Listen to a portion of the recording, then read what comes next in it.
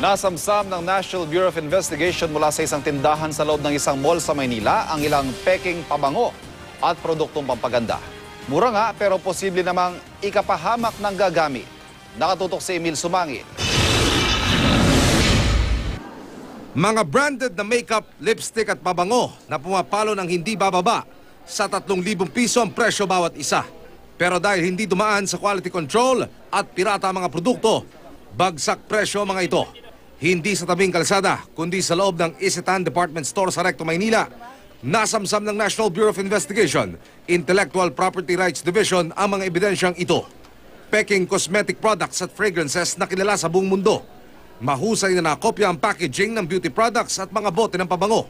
Ang tumayong complainant, ang kumpanyang lehitimong distributor ng mga orihinal na produkto. Ayon sa NBI, abot kaya nga ang halaga.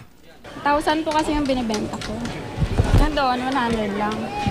Mura nga, pero ano naman ang posibleng epekto nito sa tao? Ano epekto niyan? Pwede magkaroon ng skin rashes, skin allergy, skin infection.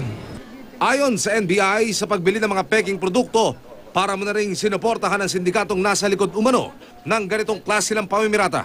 Nagbabala ang NBI, may mga kaso na rin daw silang nakawakan na may kaugnayan sa mga naging epekto sa kalusugan ng mga peking cosmetic product. Kaya natatakot nga natin dito, pag ito patuloy na tinatangkilik ng ating publiko, pag kayo tinamaan ng ganitong mga sakit dahil sa paggamit ng mga ganyang illegitimate products, no?